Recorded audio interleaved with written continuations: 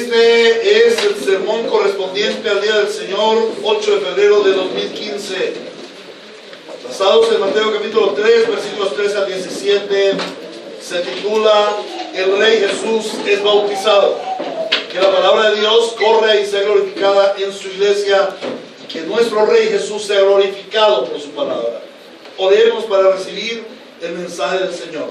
Amado Dios y Padre bueno, Señor Jesucristo, nuestro Redentor, Espíritu Consolador, Dios Trino y Uno, tu nombre invocamos en esta mañana. Queremos escuchar tu voz a través de tu santa palabra. Sabemos que tu palabra es la verdad, que tu palabra es tu revelación, que tu palabra es la forma como hablas a nosotros de manera especial, a nuestros corazones, para vida y vida en abundancia. Te damos gracias, Señor, porque a través de tu palabra edificas a los santos, pero también a través de tu palabra trae salvación a los perdidos y necesitados de la gracia salvífica, para que no mueran en sus delitos y pecados y terminen siendo echados en el infierno, pues tú no les hiciste para el infierno. Tú nos creaste para vida y vida en abundancia. Sin embargo, por causa de nuestros pecados, el hombre que peca merece la muerte eterna, la muerte del infierno. Mas Cristo vino para redimirnos. La palabra vino para darnos vida en abundancia. Tu palabra es viva y eficaz. Tu palabra produce vida. Por eso clamamos por la vida de Dios fluyendo en nuestros corazones en esta mañana y produciendo vida en quienes aún no la tienen. Para gloria y alabanza de tu santo nombre oramos, amén y amén. Dice la palabra del Señor. Esto es lo que dice el Espíritu a su iglesia en esta mañana. Un día Jesús fue de Galilea al Jordán para que Juan lo bautizara, pero Juan trató de disuadirlo. Yo soy el que necesita ser bautizado por ti, ¿y tú vienes a mí? Objetó. Dejémoslo así por ahora, pues nos conviene cumplir con lo que es justo, le contestó Jesús. Entonces Juan consintió. Tan pronto como Jesús fue bautizado, subió del agua. En ese momento se abrió el cielo y él vio al Espíritu de Dios bajar como una paloma y posarse sobre él. Y una voz del cielo decía: este es mi hijo amado, estoy muy complacido con él. Palabra de Dios. Amén. Muy bien. Estamos viviendo una época pseudo-espiritual en la que ser cristiano es casi que una moda. Las gentes de mal llamada mente abierta piensan que participar de una motivante reunión de un grupo llamado cristiano, o ir a un culto, o participar con las ideas de los cristianos, eso le hace cristiano. Pero resulta que ser cristiano, según la Biblia, no consiste en ir a reuniones, a conferencias o a cultos o a escuchar sermones. Ser cristiano es ser discípulo de Cristo. Y ser discípulo de Cristo significa conocer a Cristo íntimamente. Y al conocer a Cristo, le seguimos todos los días de nuestra vida. Por eso el Señor Jesucristo dice: que quiera ser mi discípulo, nieguese a mí, a sí mismo, tome su cruz y sígame. Ser cristiano significa ser como Cristo. Es un asunto de identidad, es un asunto del ser y no del hacer. Otra característica del cristianismo moderno es que los que se dicen ser cristianos quieren a un Cristo a su acomodo. Quieren a un Cristo milagrero, un Cristo que les salve de sus problemáticas, pero no quieren al Cristo de la Biblia. El Cristo que bajó de los cielos y se hizo hombre para salvarnos de nuestros pecados y reinar en nuestras vidas. El asunto es un asunto de reino, un asunto de gobierno. ¿Quién manda? ¿Manda Dios o mando yo? Y la gente quiere hoy un Cristo al que se le pueda mandar. Hazme esto, dame aquello, ponme lo otro. No, ese no es el Cristo de la Biblia. Ese es un ídolo forjado en nuestras mentes. El Cristo de la Biblia es rey. Y la iglesia tiene la misión de dar a conocer al Cristo verdadero, al de la Biblia, al que lo proclama como rey. La iglesia y los pastores tenemos mi gran misión de presentar los evangelios que hablan de nuestro Señor Jesucristo. Por ello nos hemos dado en esta iglesia a la tarea de escudriñar las Escrituras verso a verso, pasaje a pasaje, de manera sistemática.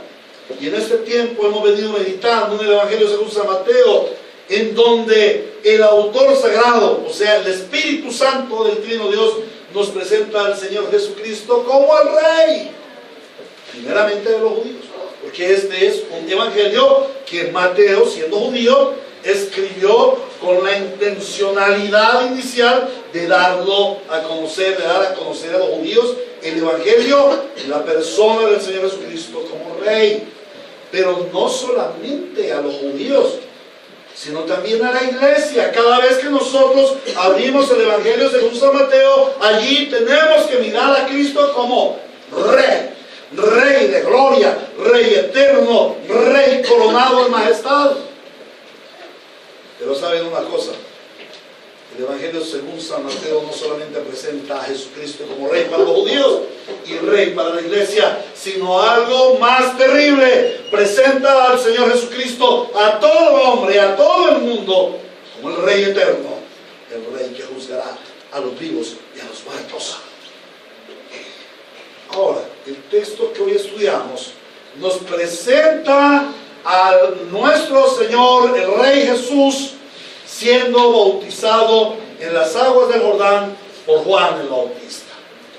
La gran mayoría de predicadores que tocan este texto lo hacen para motivar a los creyentes al bautismo. De hecho, yo creo que alguna vez prediqué así, argumentando que Jesús bajó a las aguas como ejemplo para que los creyentes se bauticen, porque si una persona no se bautiza, pues según no es creyente.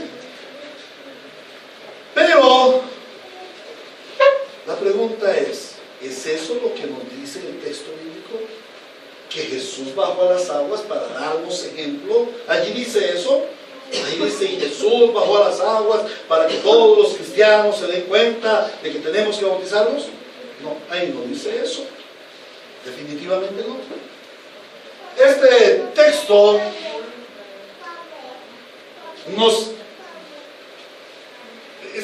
tiene un gran contenido teológico para los cristianos y también tiene un gran significado que debemos conocer, y eso es lo que vamos a estudiar hoy. Y para entender mejor el pasaje, vamos a analizar tres aspectos de su contenido. El primer aspecto que vamos a ver es la petición del Rey Jesús de ser bautizado. La petición del Rey Jesús de ser bautizado. El Señor Jesús pide ser bautizado. ¿Por qué? ¿Qué razón existe? La segunda es la razón del Rey Jesús para ser bautizado. Y la tercera es la gloria del Rey Jesús al ser bautizado, y eso es lo que nos está hablando el texto. Pasemos pues al primer aspecto que vamos a analizar: la petición del Rey Jesús de ser bautizado. Un día Jesús fue de Galilea al Jordán para que Juan lo bautizara, pero Juan trató de disuadirlo. Yo soy el que necesita ser bautizado por ti, y tú vienes a mí. En el anterior sermón vimos cómo el heraldo del Rey Jesús, o sea Juan el Bautista, anuncia su venida al mundo. Y después de este anunciamiento del heraldo, el Rey Jesús hace su primera aparición pública. Pero qué extraño, este Rey no venía con una gran comitiva. Este Rey no estaba rodeado de un gran ejército armado para la conquista. No era alguien llamativo, ni siquiera sus ropas eran diferentes. Pero es que se está cumpliendo lo que dice Isaías 53:2. Isaías 53:2. Dice la palabra del Señor: creció en su presencia como vástago tierno, como raíz de tierra seca. No había en él belleza ni majestad alguna. Su aspecto no era atractivo y nada en su apariencia lo hacía deseable. Es que este Rey es diferente. Él no viene a gobernar un reino terrenal, sino a conquistar un reino espiritual y eterno. Es que en su primera venida el Rey no vino como Señor, sino vino como siervo. en su primera venida no vino como el león, sino como el cordero. Y de esta forma, el Rey Jesús, con esa humildad, subió de Nazaret al Jordán. Y Juan nos dice que él estaba por los lados de Betania. Juan capítulo 1, versículo 23 creo que es. Dice que Juan el Bautista estaba por los lados de Betania, al otro lado de Jordán, donde Juan el Bautista acostumbraba a bautizar. Pero no nos puede parecer extraño solamente la aparición en escena del Rey Jesús de esa forma humilde, sin rimbombancia, sin abolengo, sin ejércitos, sin vestiduras ostentosas. Lo que nos debe inquietar mucho más es aquella petición que le hace a Juan el Bautista. Le dice que él viene a ser bautizado por Juan. Para Juan mismo, para Juan el Bautista, fue algo supremamente extraño. ¿Cómo? Jesús, tú vienes a mí. Si yo soy el que necesita ser bautizado por ti, ¿por qué vienes a que yo te bautice? Vamos a considerar por un momento qué era el bautismo en la época de Juan el Bautista y del Señor Jesús, en la época de los evangelios, de la vida de los evangelios. En primer lugar, ¿de dónde surge el bautismo? Nosotros no vemos el bautismo en el Antiguo Testamento. Y eso debería ser raro para un estudioso bíblico. ¿Por qué razón en el Antiguo Testamento no hay bautismo? Es solamente cuando entramos al Nuevo Testamento, en Mateo capítulo 3, cuando se nos habla de un bautismo, de que Juan está bautizando en el Jordán. ¿Qué es el bautismo? ¿De dónde proviene? Bueno, el bautismo proviene históricamente de Babilonia, dicen algunos investigadores, algunos historiadores. Cuando Israel fue llevado cautivo a Babilonia, del mismo Israel surgieron líderes como Daniel, que fue el segundo en el reino. También Mardoqueo, ¿se acuerdan de Mardoqueo? El tío de la reina Esther. Y claro, muchas personas, ¿se acuerdan de Sadrach, Mesach y Abednego? También los tres hombres, de los tres jóvenes, aquellos que estuvieron en el horno de fuego y no se consumieron. Oiga, para los babilonios eso debió haber sido grandioso. Y entonces ellos dijeron, bueno, parece que la religión buena, parece que la religión verdadera es la de los judíos, porque mire, a ellos los echaron al horno de fuego y su mismo Dios los libró. ¡Wow! Ese debe ser el Dios verdadero. Claro que tenía la razón. Entonces ellos vinieron de los judíos y le dijeron, ¿qué hacemos nosotros para ser judíos? Pero ¿saben ustedes cuál era el concepto de los judíos? El concepto que los judíos tenían acerca de los gentiles, acerca de los que no eran judíos, acerca de los extranjeros. Ellos decían que eran perros, cerdos. Pero por la plata baila el perro. ¿Qué hacemos con un personaje importante, adinerado, que quiere venir a nuestra religión? Hagamos algo. Entonces ellos indagaron en los libros, el gran libro, en la Tanaj que tenían a su disposición, y se dieron cuenta que aquellos instrumentos deshonrosos, aquellos instrumentos de oro y de plata que estaban ahí puestos al servicio de lo común, cuando eran puestos al servicio de Dios, eran santificados mediante el agua. Entonces ellos dijeron, bueno, pues como los perros vienen sucios, como los cerdos vienen sucios, vamos a lavarlos. Entonces aquellos gentiles que querían pasar a ser judíos, que querían cambiar de religión politeísta a religión monoteísta, que querían pasar de los dioses falsos al Dios verdadero, ellos tenían que hacer, digamos, el curso, tenían que estar un año en la sinagoga aprendiendo la fe judía, la Torah, aprendiendo la palabra, y luego someterse al ritual del bautismo. Y el ritual del bautismo era algo vergonzoso. ¿Por qué? Porque era un evento público en donde la gente podía burlarse de ellos, en donde iban a pasar como una vergüenza, y entonces, mira, se están cambiando de religión, son unos falsos, en fin, era difícil para ellos, pero lo hacían. Y de allí se conservó esa tradición hasta que llegamos a Juan el Bautista. Pero Juan el Bautista trae algo novedoso. Dijimos que el bautismo era aplicado a los no judíos. Pero ahora Juan el Bautista introduce algo novedoso: un bautismo para los judíos.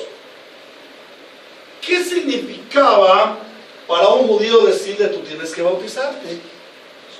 ¿Qué significaba? ¿Usted es qué? Un perro. Usted es un perro. ¿Yo un perro? Sí, usted es un cerdo, un pecador vil.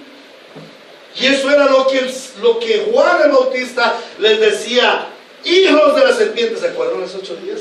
Camada de víboras, hagan frutos de arrepentimiento. O sea, en otras palabras, ustedes son unos viles gentiles, pecadores inmundos, que tienen que arrepentirse. Ustedes y a los que llaman perros, ustedes y a los que llaman cerdos son igualiticos. Por lo tanto, si ustedes quieren el reino de Dios en su vida, tienen que bautizarse. Están sucios con su pecado. ¡Wow! Vemos ahora el bautismo aplicado a los pecadores. Bautismo para arrepentimiento. Entonces, históricamente tenemos un bautismo aplicado para los no judíos, o sea, los perros, los extranjeros, los gentiles, y luego se introduce el bautismo para judíos, tratándolos de pecadores. Entonces imagínate la vergüenza que pasaría un judío para bautizarse. Sin embargo, venían multitudes a bautizarse con Juan en el Jordán. Ahora, dentro de esas multitudes, un buen día sube el Señor Jesús. Sube el Señor Jesús y le dice: Juan, bautízame. En un momento, Señor. Para ahí, Señor. ¿Cómo que yo te bautice? Yo soy el que necesita ser bautizado por ti y ahora tú vienes a mí. No. Yo no te voy a bautizar. Juan era primo del Señor Jesús en su carne. Acuérdense.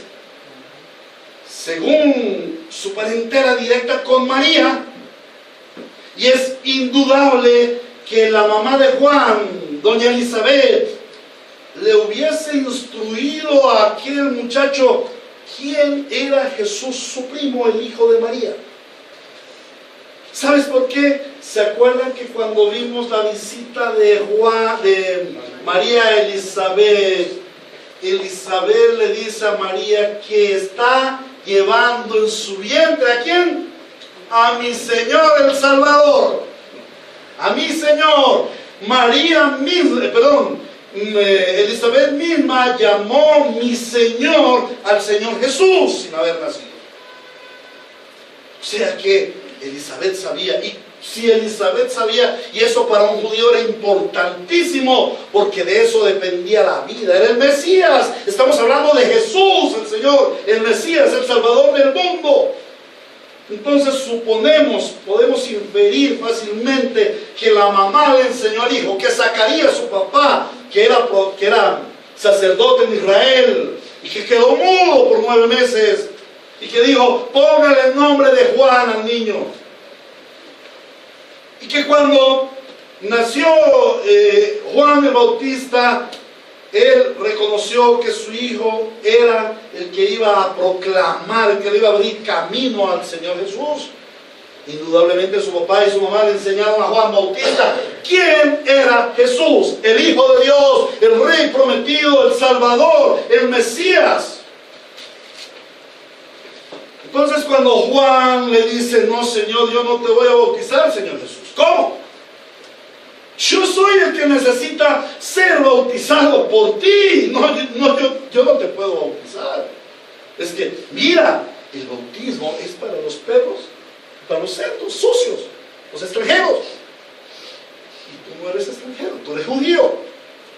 Pero no solamente el judío. Estos judíos inmundos se tienen que bautizar porque son pecadores, pero tú eres santo, inmaculado, no hay mancha en ti. ¿Yo cómo te puedo bautizar? Estas palabras de Juan el Bautista son el reconocimiento suyo hacia el Rey Jesús. Juan el Bautista reconoce la deidad y la grandeza del Rey Jesús, pero a su vez reconoce su propia humanidad y su bajeza como otro pecador más, que necesita ser bautizado. ¿Para quién es el bautismo? Para los sucios, para los pecadores. Señor, yo necesito ser bautizado. ¿Eso qué quiere decir? Señor, yo también soy pecador, quiero ser limpiado por ti. ¡Wow! Pero Juan también reconoce la santidad del Rey. Y Juan reconoce la suficiencia del Rey Jesús, pero también reconoce su propia necesidad. Por eso, Juan el Bautista le opone resistencia al Rey Jesús. En resumidas cuentas, el Rey Jesús que subió de Nazaret a Galilea, aunque era despreciado de los hombres, varón de dolores, experimentado en tormentos, aunque no era agradable a los hombres, en realidad no era el candidato para ser bautizado. ¿Por qué? Porque no era extranjero, ni tampoco era pecador. Entonces, ¿por qué razón el Señor Jesús le dice a Juan, bautízame? Versículo 15. Y vamos a la segunda parte de nuestro sermón en esta mañana. La razón del Rey Jesús para ser bautizado. Dice el Señor Jesús, dejémoslo así por ahora, porque nos conviene cumplir lo que es justo, le contestó Jesús. Y entonces Juan consintió. Juan dijo, bueno, Señor, si tú mandas, yo obedezco. Eso es lo que sucede cuando el Señor es tu Señor y mi Señor. Si tú lo mandas, yo obedezco. 6 días trabajarás y el 7º descansarás. ¿Y por qué? No, Juan no dijo, ¿y por qué? Él dijo, sí, Señor, si tú mandas, yo obedezco. Jesús el Señor vino a ser Salvador, pero también vino a ser Rey de tu vida. Si eres tú Salvador, Él va a venir a reinar en tu vida, porque Él pagó un alto precio por ti, su vida por la tuya. Entonces el Señor Jesús le dice a Juan, un momentico, no es lo que tú digas, es lo que yo digo. Deja ahora sí, permite que esto suceda, porque lo conveniente es cumplir con lo que es justo. Generalmente las gentes dicen que Jesús se bautizó por obediencia, porque debía obedecer a la ley. Pero como lo hemos visto, el bautismo no correspondía a la ley, eso no estaba en el antiguo pacto. Otros aseguran que lo hizo como ejemplo a los creyentes, pero Jesús aún no tenía ni el primer creyente, hasta ahora no tenía discípulos. ¿A quién le iba a dar ejemplo? Entonces preguntémosle al propio Señor Jesús, Señor Jesús, ¿y por qué tú pides que Juan te bautice? El versículo nos dice, nos conviene cumplir con lo que es justo. ¿Por qué se bautiza el Señor Jesús? Para cumplir con toda justicia. Reina Valera del 60 dice, porque así conviene que cumplamos con toda justicia. Juan el Bautista no comprendía cómo el Señor Jesús le hacía esta petición a él y se resistió a bautizarlo, pero Jesús insistió. No lo llamó y le dio una clase de bautismos, sino que simplemente le dio la orden del Rey. Permite que esto suceda, pues mi bautismo tiene el principal propósito de cumplir con lo que es justo. El Hijo de Dios vino a cumplir con lo que es justo. ¿Y qué es lo que es justo? Si bien Jesús no era un pecador, por nosotros se hizo pecado. Sobre Él cargó el pecado de los santos creyentes. Y si Él iba a llevar nuestro pecado, entonces como representante de los pecadores, ¿qué tenía que hacer? Bautizarse. Si bien es cierto que Jesús era judío, la salvación viene de los judíos, dice el Señor. Ahora su ministerio acogía, abrazaba a los gentiles, a los perros, a los cerdos, participaba a los extranjeros. Y si él era extranjero, entonces debía ¿qué? Bautizarse.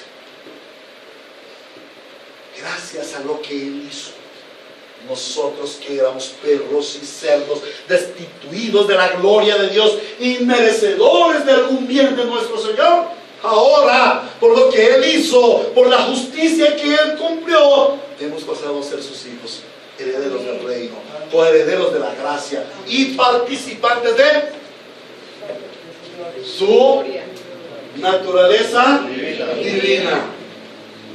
Mira que todo acá. Eso es lo que es justo. El bautismo del Rey Jesús es un gran acto de humillación y de humildad. Humillación porque era una gran humillación. Él, siendo santo, considerarse pecador ante todos los espectadores que estaban viendo su bautismo. Él se estaba proclamando a sí mismo: yo, pecador, pero no porque hubiera pecado, sino porque iba a cargar sobre sí nuestro pecado. El bajar a las aguas lo hacía considerarse una persona vil, uno que ha pecado, pero también nos muestra su gran amor por los redimidos. Y nos recuerda que aún siendo Dios, se rebajó a ser hombre y a pasar por la humillación como todos los hombres. El bautismo en aguas también nos habla de una nueva naturaleza, una nueva vida. Romanos capítulo 6, versículos 3 y 4. Dice así: ¿acaso no saben ustedes que todos los que fuimos bautizados para unirnos con Cristo Jesús, para ser uno con Cristo Jesús, no para ser asistentes de una iglesia, no para ser simpatizantes del cristianismo, sino para ser uno con Él, en Él, por Él y para Él? En realidad fuimos bautizados para participar en su muerte. Por tanto, mediante el bautismo fuimos sepultados con Él en su muerte, a fin de que, así como Cristo resucitó por el poder del Padre, también nosotros llevemos una vida nueva.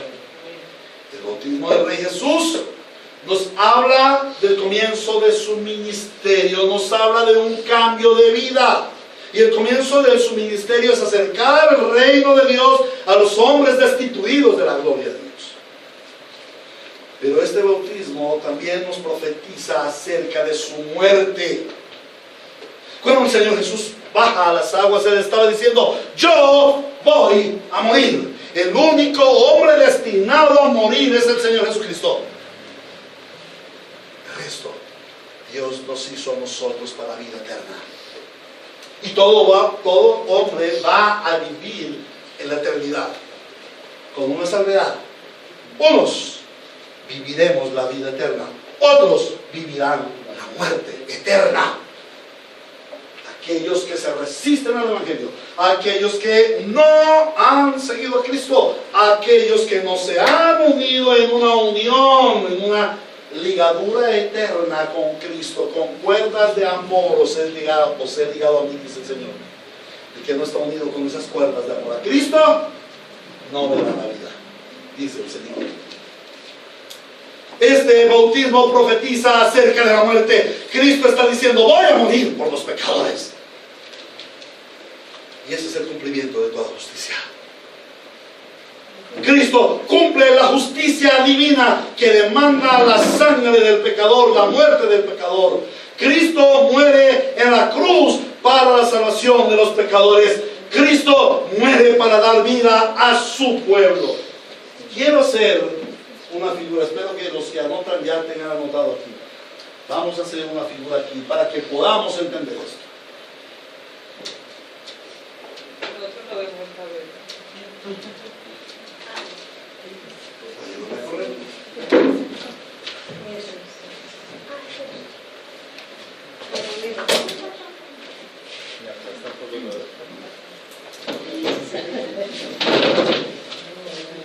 Ahora,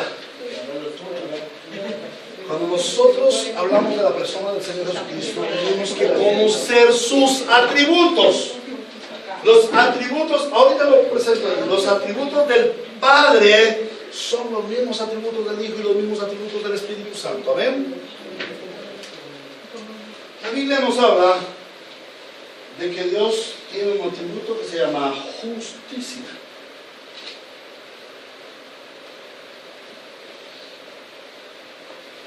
Es un atributo, Dios es justo. Y en su justicia Dios tiene que castigar al pecador, porque el pecador le ofendió gravemente. El pecador estremeció los cimientos del reino de Dios. El pecador dio un escupitajo al leve contra el santo Dios de los cielos y de la tierra, eterno, justo y misericordioso. Y Dios tiene que cobrar esa grave ofensa, porque si Dios no cobrara esa ofensa, dejaría de ser Dios. Y Él es justo y tiene que cobrar su justicia. El pecador debe pagar con su muerte su pecado. Pero la palabra nos dice en 1 de Juan, y claro, en todo el contexto bíblico, que Dios es amor. Que Dios es amor. Para los que conocen geometría, estas son unas líneas paralelas. ¿Cuándo se encuentran las líneas paralelas? Nunca.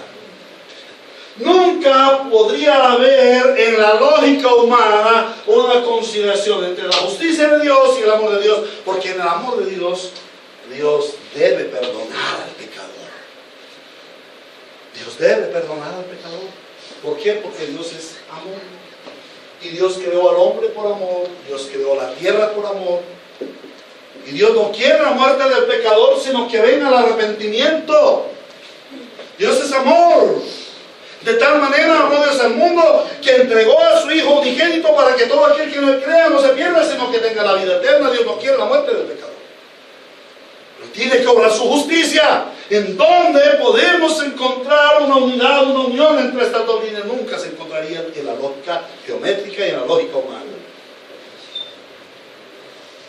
Pero resulta que Dios halló o dio la forma en cómo la justicia y el amor se pueden unir.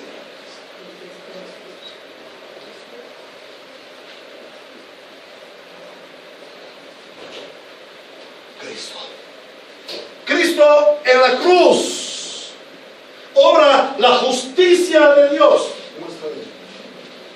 Cristo en la cruz obra la justicia de Dios, porque Dios cobra su venganza, cobra su ira contra el pecador, descarga toda su ira. ¿Y sobre quién la descarga? Sobre su propio Hijo Jesucristo el Santo. Jesucristo soporta la ira de Dios de tal forma que nadie puede acusar a Dios y decirle: tú perdonaste a los pecadores y ellos no pagaron el precio de su pecado, fuiste injusto. Nadie puede acusarlo de injusto, porque Él dirá: mi Hijo Santo pagó el precio por los pecadores. Y el amor y la justicia se besaron, se encontraron en la cruz del Calvario, y Cristo es la demostración fehaciente del amor de Dios. Es en Cristo en donde podemos hallar la justicia de Dios. Por eso dice: es necesario que yo sea bautizado. ¿Para qué? Para que se cumpla la justicia. bautismo, Cristo el Señor estaba hablando de su muerte, de lo que Él tenía que padecer por culpa de nuestros pecados, para librar al pecador de la ira de Dios. Porque Dios está airado todos los días de su vida contra el pecador. Y si el pecador no recibe la gracia de Dios en Cristo Jesús, lo único que va a recibir es la muerte eterna en el infierno. Y esto no es un juego. La Biblia habla más del infierno que del cielo. Ahora, el bautismo de nuestro Señor Jesucristo no solamente nos habla de la humillación y de la muerte. El bautismo de nuestro Señor Jesús también nos habla de la vida. Al salir del agua, el Rey Jesús está profetizando su victoria sobre la muerte. Y le está diciendo a la muerte: ¿dónde está, oh muerte, tu aguijón? ¿Y dónde está, oh sepulcro, tu victoria? El Rey Jesús no se queda sumergido bajo las aguas, sino que surge victorioso. Y ahí está profetizando su resurrección, su victoria sobre el gran enemigo. Le ha aplastado la cabeza a la serpiente y ha quitado la consecuencia del pecado, la muerte. Él ahora da vida. Pero no solamente profetiza su resurrección, sino que también profetiza la resurrección de los santos creyentes que juntamente con Él hemos sido identificados en su muerte mediante el bautismo. El bautismo del Rey Jesús nos lleva a recordar la resurrección de Él y la nuestra. El bautismo del Rey Jesús es un asunto de identificación de Él con nosotros, de Él con nosotros. Él se ha identificado con nosotros. Cuando el Señor Jesús baja a las aguas, es la mayor demostración no solamente de su humildad, sino también de su amor, al decirnos: así como yo muero y resucito, tú también morirás al pecado y vivirás para la gloria eterna. Amén. Amén. Es por ello que inmediatamente que el Rey Jesús es bautizado, vemos cómo el Padre le da la gloria a su Hijo y el Espíritu Santo se posa sobre él. Y eso nos lleva al tercer punto: la gloria del Rey Jesús al ser bautizado. Ya no voy a hacer más diagramas. Tan pronto como Jesús fue, dice el versículo 16, tan pronto como Jesús fue bautizado, subió del agua, y en ese momento se abrió el cielo y él vio al Espíritu de Dios bajar como una paloma y posarse sobre él. Y una voz del cielo decía: este es mi Hijo amado, estoy muy complacido con él. El autor divino es preciso al decirnos que inmediatamente el Rey Jesús surgió de las aguas, sucedieron tres cosas.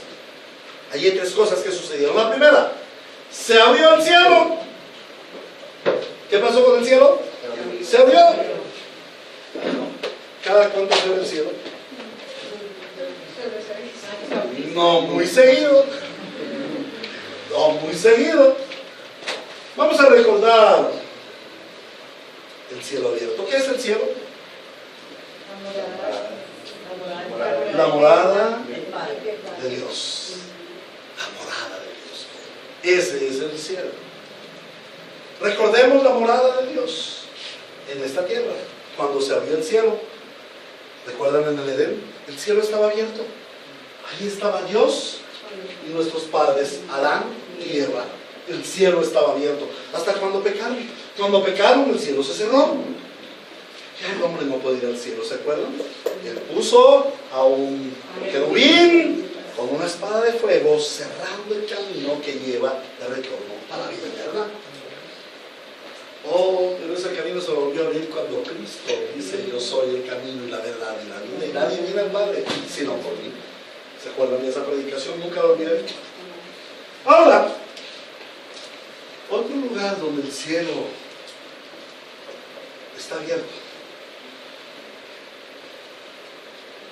Podríamos ver cuando el Señor llama a Noé. En medio medio de un mundo pecador, Noé halló gracia a los ojos de Dios, y Dios habló con Noé y le dijo: voy a destruir el mundo, pero he hallado gracia en ti. Hazte un arca, entra en ella, tú, tu familia, y todos los que crean, y a eso daré salvación. El cielo, en medio de un mundo pecaminoso, se abrió como una gran oportunidad. ¿Recuerdan el cielo abierto cuando Jacob estaba durmiendo y vio la escalera y los ángeles que subían y bajaban? ¿Recuerdan el cielo abierto cuando Moisés encontró la zarza ardiente? Cuando Josué se encontró con el ángel de Jehová, el capitán de las huestes celestiales, y él se postró y le adoró en Josué capítulo 5. El cielo se abre cuando hay comunión entre Dios y nosotros. El cielo se abrió, pero sucedió otra cosa. Dice que el Espíritu Santo bajó en forma de paloma y se posó sobre el Rey Jesús. Y en tercer lugar dice que el Padre habló desde los cielos diciendo: este es mi Hijo amado, que me da la complacencia. Vamos a mirar un poco más qué significado tiene eso de que se abrió el cielo. Nos habla, en primer lugar, de la gloria de Cristo como Rey victorioso. ¿Por qué? Porque ¿quién estaba en las aguas bautismales? Cristo. Cuando Cristo está en las aguas bautismales y sale, entonces se abre el cielo, y esto nos habla de la gloria de Cristo como un Rey victorioso. Y ese Rey victorioso va a ser recibido en el santo cielo. Recuerda Juan 17: Padre, la gloria que tuve antes contigo, dámela. Y el Hijo retorna en su resurrección, ¿a dónde? A la gloria del Padre. El cielo estaba abierto. Se abrió el cielo durante 3 años y medio. El cielo estaba en la tierra. Pero también nos habla del cielo abierto por el Rey Jesús para la entrada de los redimidos. Quiere decir que los cielos están abiertos para todo creyente. Amén. Amén. Los cielos están abiertos y podemos entrar al cielo, podemos vivir en el cielo, en la presencia del Padre. De hecho, nosotros estamos viviendo en el cielo, porque las puertas del cielo las abrió Cristo. El cielo se abrió. El Padre, al ver a su Hijo cumpliendo con toda justicia, abrió los cielos para nosotros, sus redimidos. Pero finalmente nos habla de la gloria eterna, en que el cielo y la tierra se van a juntar por la eternidad para la gloria de nuestro Señor Jesucristo. Y allí viviremos eternamente y para siempre. Y nunca, escúchalo bien, nunca más se volverá a cerrar los cielos. Jamás. El cielo y la tierra. Dice: y bajará la nueva Jerusalén como una desposada. Y el cielo y la tierra seremos uno. El cielo es la presencia de Cristo, la presencia de Dios, y esa ya la estamos viviendo. En segundo lugar, dice que el Espíritu Santo bajó en forma de paloma y se posó sobre el Rey Jesús. El Señor Jesús sale de las aguas y de la gloria del cielo abriéndose, y la esperanza de que Él iba a ocupar ese trono celestial. ¿Te acuerdas quién quería ocupar el trono celestial? Satanás. Subiré al cielo, ocuparé tu trono. Bueno, Satanás quiso hacerlo con arrogancia. El Hijo lo ganó con la redención, con la humillación. A Él será gloria. Entonces dice que el Espíritu Santo bajó en forma de paloma y se posó sobre el Rey Jesús. Esto nos habla de la naturaleza divina de Jesús. Jesús es Dios. ¿Por qué Jesús es Dios? Porque el Espíritu Santo, como fue en la época del arca de Noé, ¿se acuerdan de que Noé sacó la paloma y la echó a volar, y la paloma voló y no encontró un lugar en donde posarse, en donde reposar, y volvía hasta cuando al fin y al cabo encontró tierra seca? Esto es un tipo de lo que iba a suceder en el bautismo de Jesús. El Espíritu Santo iba y venía sobre la faz de la tierra y no encontraba un lugar santo donde posarse. Y cuando viene y encuentra al Señor Jesús subiendo de las aguas, identificado con los pecadores, Entonces allí posa el Espíritu Santo. Por eso nos habla de una forma de paloma. Y cuando nosotros vemos la naturaleza divina, podemos ver en Cristo la gloria del unigénito del Padre, lleno de gracia y de verdad y de su plenitud. Tomamos todos y es gracia sobre gracia. Aleluya, Rey de Gloria. Amén. Ahora, también el que el Espíritu Santo en forma de paloma se pose sobre el Rey Jesús, nos muestra la naturaleza humana de nuestro Rey. Él fue 100% Dios. Y por eso el Espíritu Santo encontró identidad en él. Pero también fue 100% hombre. Y como 100% hombre, él tenía la necesidad de la presencia del Espíritu en su vida, porque iba a tener que enfrentarse a todo lo que los hombres nos enfrentamos: tentaciones, dolores, sufrimientos. Pero algo más terrible, la ira de Dios sobre sí mismo en la cruz del Calvario. ¡Wow! Nadie puede vivir esto si el Espíritu Santo no está en él. Y Cristo era 100% hombre. Nuestro Rey Jesús necesitaba el poder de Dios para poder ejercer su ministerio, para poder asistir a la cruz y finalmente tener la victoria y vencer como lo hizo. Esto también nos habla de un nuevo comienzo para la humanidad. Recuerdan, el Espíritu Santo iba y venía buscando dónde posar. Y no había hombre digno sobre la faz de la tierra en donde el Espíritu Santo reposara. Pero ahora en Cristo, todos los redimidos, aquellos lavados por la sangre del Cordero, somos un lugar limpio y santo donde el Espíritu Santo reposa. Por eso nosotros todos somos llenos del Espíritu Santo, bautizados en el Espíritu Santo.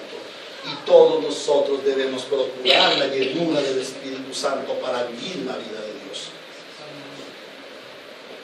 Que el Espíritu Santo se pose sobre la persona del Señor Jesús saliendo de las aguas nos habla de la gloria de Cristo morando en el ser humano redimido. Solo a Cristo la gloria. Amén. Luego vemos el tercer evento que sucedió aquel día. El Padre habló desde los cielos diciendo: este es mi Hijo amado que me da la complacencia. Y aquí vemos cosas importantes. La primera es: el Padre glorifica a su Hijo. Y dice: este es mi Hijo amado. Este es mi Hijo que me ama. ¿Y por qué me ama? Porque se entregó a sí mismo para satisfacerme a mí. La muerte de Cristo en la cruz del Calvario no tenía el objetivo de pagar la redención de las almas al diablo. El diablo nunca ha tenido nada, es destituido de la gloria de Dios.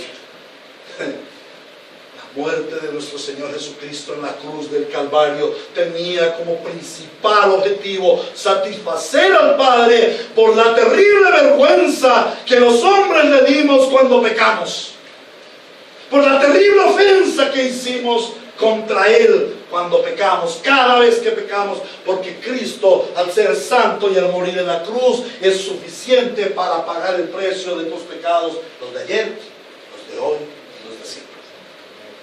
Suficiente y todopoderoso. Y no solamente por los nuestros, sino Él es la propiciación por los pecados de todo el mundo. Otro día explicaremos eso. Entonces, el Padre glorifica a su Hijo amado y les muestra a los judíos y a la humanidad entera que no hay otro medio de satisfacer la justicia de Dios sino por medio de su Hijo amado, y que todo aquel que pretenda agradar al Padre solamente puede hacerlo mediante su Hijo. Este es el significado de aquel momento divino en cuando el Señor Jesús sube de las aguas. Y entonces, tan pronto como fue bautizado, subió del agua. En ese momento se abrió el cielo y él vio al Espíritu de Dios bajar como una paloma y posarse sobre él, y una voz del cielo que decía: este es mi hijo amado, estoy muy complacido. ¿Qué hemos aprendido hoy? Hemos aprendido que el Rey Jesús, siendo Rey, se humilló, siendo Rey de Reyes y Señor de Señores, reinando en los cielos, se humilló para venir al mundo y ponerse en favor de nosotros en la cruz del Calvario como mediador entre Dios y nosotros los pecadores, que teníamos que ser destruidos eternamente y para siempre. Eso fue lo que hizo él. Y comienza desde el bautismo. Y es una gran humillación, es un gran gesto de humildad, pero también es el amor más grande, porque allí se identifica con nosotros, los pecadores, los sufrientes, pero también los insuficientes para poder pagar el precio que teníamos que pagar por nuestra salvación. ¿Cómo hemos de llevar esto a nuestra vida práctica? En primer lugar, debemos considerar fuertemente, conforme a lo que hoy hemos visto, qué significado tiene el bautismo del Señor Jesús. Y para aquellos que aún no han sido bautizados, recuerda, el bautismo es identidad con Cristo, es ser uno con Él, es estar unidos en su gloria. Y todo aquel que se sumerge recordando la muerte de Cristo, aceptando la muerte de Cristo, al salir también está llevando su resurrección. De tal manera que si tú dices ser creyente y no te bautizas, estás negando esa obra de Cristo. Recuerda, nuestros antepasados escuchaban la voz del Evangelio y decían: aquí hay aguas, ¿qué debo hacer para ser bautizado? E inmediatamente eran bautizados porque creían. Una fuerte evidencia del creyente es la obediencia. Son los frutos del arrepentimiento. Son los frutos. Y el bautismo es un fruto. No es simplemente mojarse. Porque aquel pecador que baja las aguas sin arrepentimiento no pasa de ser un pecador mojado, pero pecador y pecador. Sin embargo, todo aquel que cree y que recibe la gracia de Dios para el arrepentimiento es bautizado y está identificado con Cristo, porque Él se identificó contigo en la cruz.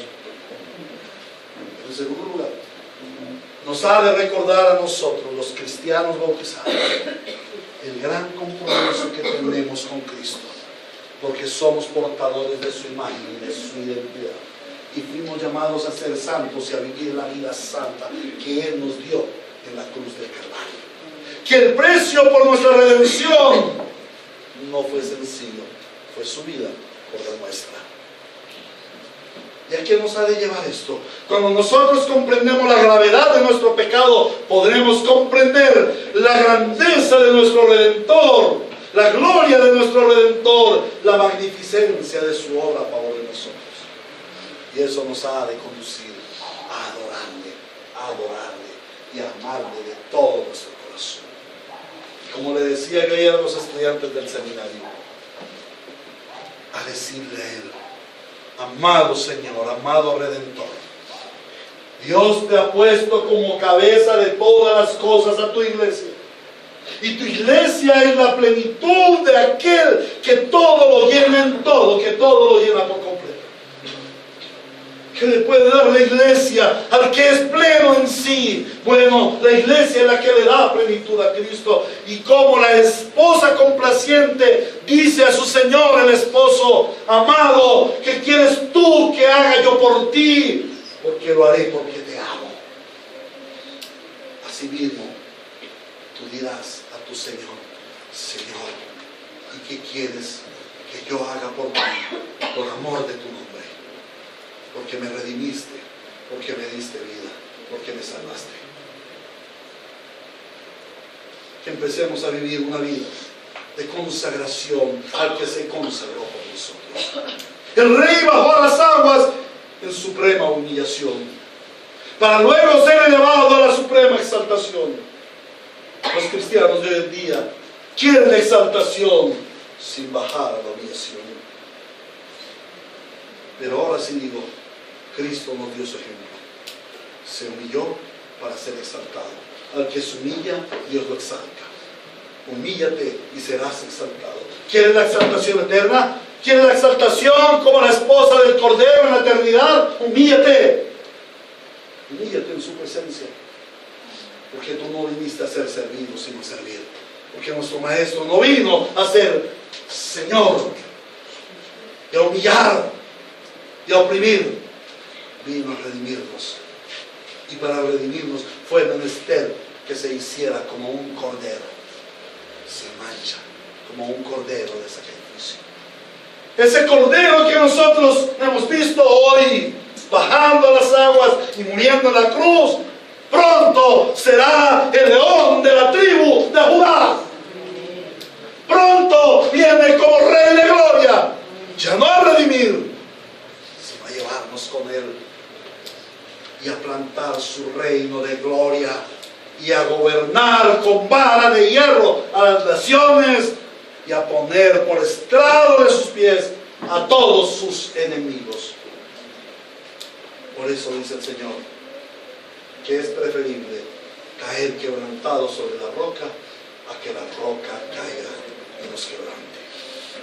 A Dios nuestro Padre Celestial, a Jesucristo su Hijo nuestro Redentor, al Espíritu Consolador, sean honor, gloria y alabanza por los siglos de los siglos en su iglesia. Amén. Señor Dios y Padre